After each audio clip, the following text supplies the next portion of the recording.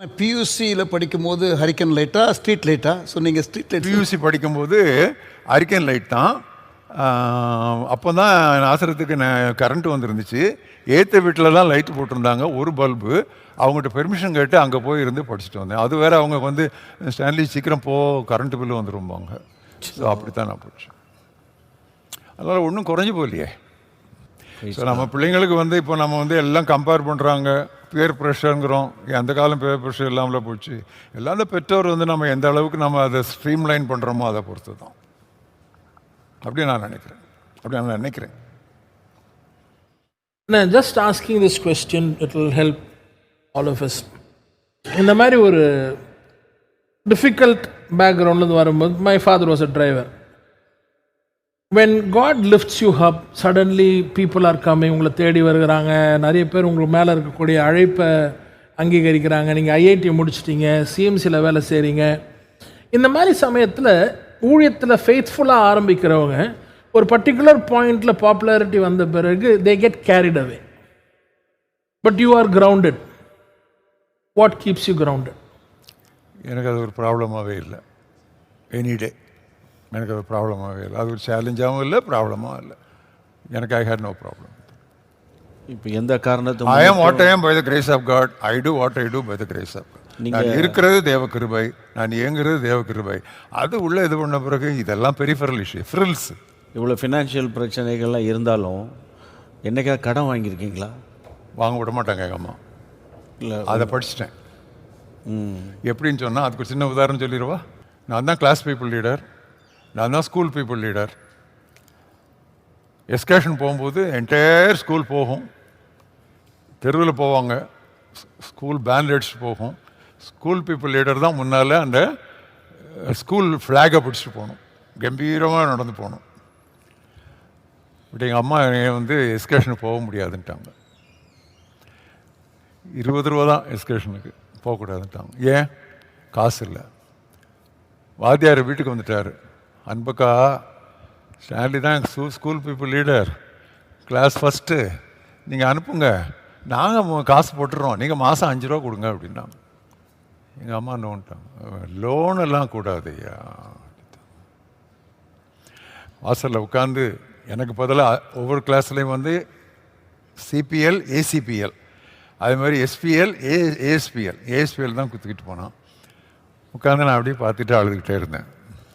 அம்மா ஒன்றும் கண்டுக்கல. கடன்னா நோ கடன்.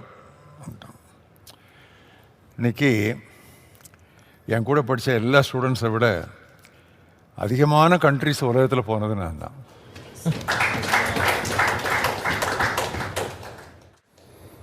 ஆனால் லீடர்ஷிப்புக்கும் ஃபைனான்ஷியல் இன்டெகிரிட்டிக்கும் உள்ள அந்த இம்பார்ட்டன்ஸ் கொஞ்சம் ஹைலைட் பண்ணுங்கண்ணா. Because today money is there and the abuse of it is also there. Blessing Youth Mission 71ல் ஃபார்ம் பண்ணோம், 72ல் ரெஜிஸ்டர் பண்ணோம். அப்போ இதை வந்து ட்ரஸ்ட்டாக ரெஜிஸ்டர் பண்ணணுமா, சொசைட்டியாக ரெஜிஸ்டர் பண்ணணுமான்னு ஒரு பெரிய கொஸ்டின் வந்துச்சு. அப்போ 2 இது சொன்னாங்க. ட்ரஸ்ட்டாக ரெஜிஸ்டர் பண்ணால் நீங்கள் உங்கள் ஃப்ரெண்ட்ஸு, உங்கள் ஃபேமிலி இப்படிலாம் வச்சுக்கலாம். சொசைட்டியாக பண்ணிங்கன்னு சொன்னால் 2 வருஷம் 4 வருஷத்துக்கு ஒருக்கா எலெக்ஷன் வரும், கொள்ளும், உங்களை துருத்தி போட்டாலும் போட்டுருவாங்க. ஆனால் சொசைட்டி வந்து பப்ளிக்கு, அதுதான் ரொம்ப மோர் சேஃப் அப்படின்னு சொல்லி சொன்னாங்க. நாங்கள் யோசித்துட்டு ஐ டுக் அ டெசிஷன், சொசைட்டியாக தான் அது இருக்கணும் அப்படின்னு சொல்லி அன்றைக்கே ஒரு டெசிஷன் எடுத்துட்டு பிஓஎம்மில் பணக்காரியங்களில் நான் கை வைக்கலை ஃப்ரம் டே 1. அதுக்குன்னு ஒருத்தர் இருந்தாங்க, அவங்க பார்த்துக்கிட்டாங்க. பீப்புள் என் கையில் தான் கொண்டு காசை கொடுப்பாங்க. அப்போல்லாம் வந்து இந்த ஜிபே அதெல்லாம் கிடையாதுல்ல, கேஷ் தானே கொடுப்பாங்க. இப்படி வாங்கி இப்படி கொடுத்துருவேன். அதுக்கு தான் எனக்கு ஜெயராஜன் ஒரு பிரதர் என் கூட இருந்தாங்க. அவர் தான் என்னுடைய translator, the most trusted associate for me all these years. அவர்கிட்ட எடுத்து அப்படியே கொடுத்துருவேன்.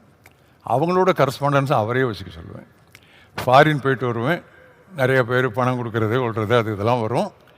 எல்லாத்தையும் மாற்றி எக்ஸ்சேஞ்ச் எல்லாம் பண்ணிக்கிட்டு கொண்டு அந்த அட்ரஸ் எல்லாம் அவர்கிட்ட கொடுத்துருவேன். இந்த ஃபாரின் ஆட்களோட நான் ரொம்ப டச் வச்சுக்க மாட்டேன். ஏன்னா அவங்க வந்தவொடனே ஒரு ஸ்பெஷல் ட்ரீட்மெண்ட் எதிர்பார்ப்பாங்க ஆரம்பத்தில். எனக்கு அது பிடிக்காது. நீ வந்து பட்டிக்காட்டிலேருந்து வந்தாலும் சரி, குவைட்லேருந்து வந்தாலும் சரி, எல்லாம் ஒன்று தான் எனக்கு. ஸோ அவங்க பின்னால் போகிறது கொள்றதெல்லாம் பண்ணவே மாட்டேன்.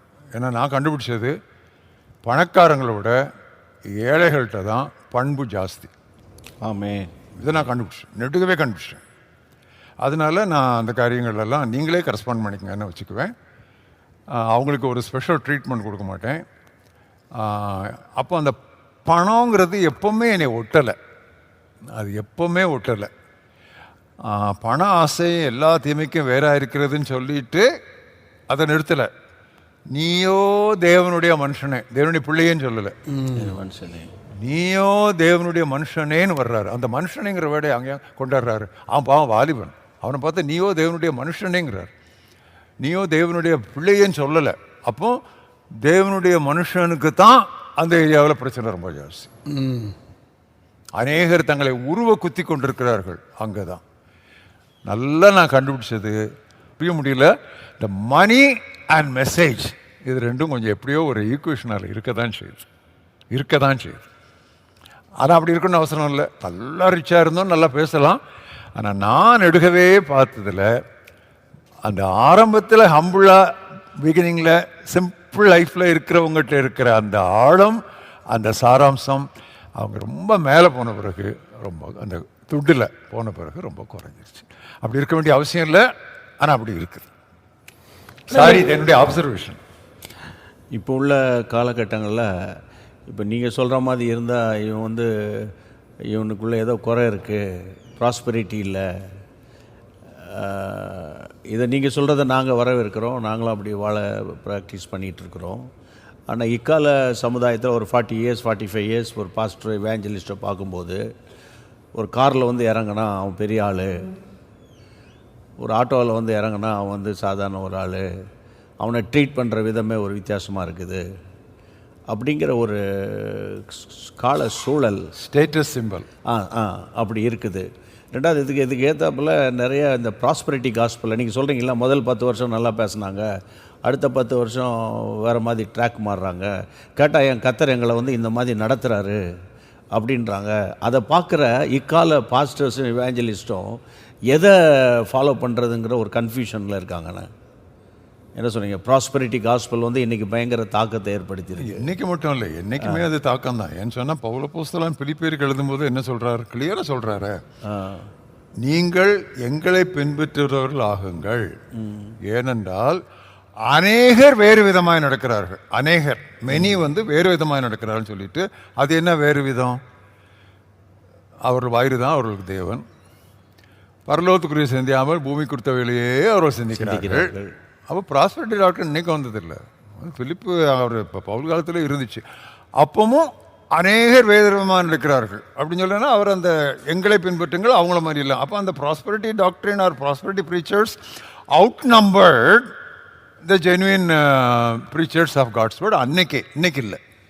ஆனால் இன்றைக்கி நம்முடைய இந்த சொசைட்டியுடைய ப்ரெஷர், ஸ்டேட்டஸ் சிம்பிள் இதெல்லாம் வரும்போது நமக்கு அது temptation is not easy to over come, but it must be over come if every time you take the Bible and open your mouth, words of wisdom and words of knowledge and words of inspiration and words of anointing and words of equipping God's people should come out of your mouth from the sword that you hold in your hand.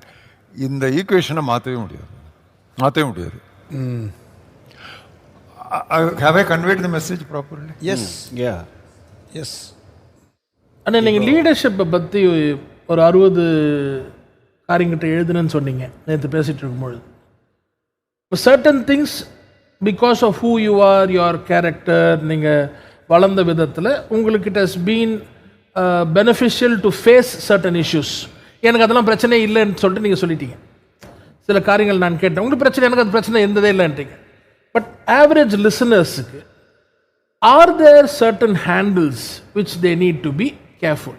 இப்போ Paul திமோத்திட்ட சொல்கிற மாதிரி flee யூத்ஃபுல்னஸ்ன்ற மாதிரி, are there any things which you can give advice as a father to the next generation? இந்தந்த விஷயத்தில் கேர்ஃபுல்லாக இருந்துக்குங்க. இப்போ பில்லி கிராஹம் அவர் சேலரி எடுத்தார் from BGI, he did not take, right? அந்த மாதிரி would you advise certain practical handles so that we don't fall into such traps? இதுதான் it's a matter of choice தான். இப்படியும் இருக்கலாம், அப்படியும் இருக்கலாம்.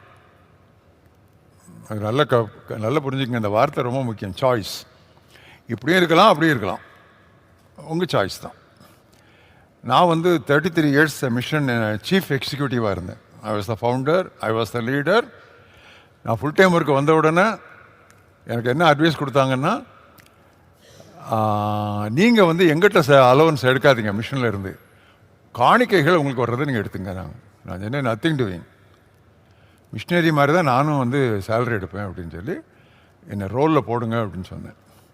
ரோலில் போட்ட பிறகு என் சேலரி ஃபிக்ஸ் பண்ணாங்க. என்னுடைய சேலரி ஸ்கேலு மிஷினரியுடைய சேலரி ஸ்கேலை விட ரொம்ப ஜாஸ்தியாக இருந்தது. ரொம்ப கிட்டத்தட்ட ஒரு டபுள் இருந்தது. I said no. ஒரு மிஷினரி தலைவன் இருந்துக்கிட்டு நான் வந்து அந்த மிஷினரியோடு ஐடென்டிஃபை பண்ணணும், அதுதான் ரொம்ப முக்கியம். I may be leader, but I must be fellow missionary. Paul அப்படி தான் எழுதுறாரு, பேதுரு அப்படி தான் எழுதுறாங்க, அந்த ஃபெல்லோ அப்படி தான் எழுதுறாங்க அப்படின்னு சொல்லிட்டு. இப்போ சப்போஸ் எனக்கு 5000 ரூபா மந்த்லின்னு சொல்லி ஏர்லி டேஸில் ஃபிக்ஸ் பண்ணால் நான் 3000 தான் எடுத்தேன், அடுத்த 2000 எடுக்கலை. நான் அந்த 3000 கூட என்னுடைய டேபிளுக்கு அக்கௌண்டன்ட்டு அந்த ரூபாயை வச்சு கவரில் வச்சு கொண்டு வந்து கொடுக்க வருவார். வாங்க மாட்டேன். மற்ற மிஷினரிஸ்லாம் உங்கள் ஆஃபீஸுக்கு உள்ளதுன்னா வந்து வாங்குறாங்க அப்படின்னு நானும் அங்கே போய் தான் வாங்கினேன். இது வந்து சாய்ஸ். நான் அப்படி சொல்லியிருக்க வேண்டிய அவசியம் இல்லை, நான் சாய்ஸ். இந்த மாதிரி நம்ம டெலிபரேட்டாக சர்டன் திங்ஸுக்கு நோ சொல்ல பழகலைன்னா சரியான காரியங்களுக்கு எஸ் சொல்ல முடியாது. Once again, unless you learn to say no to certain things, may not be obviously sinful, but still, unless you learn to say no to certain pluses in life, you cannot say yes to make the not only right choice, but the best choice. எல்லாரும் புரிஞ்சிச்சுங்களா?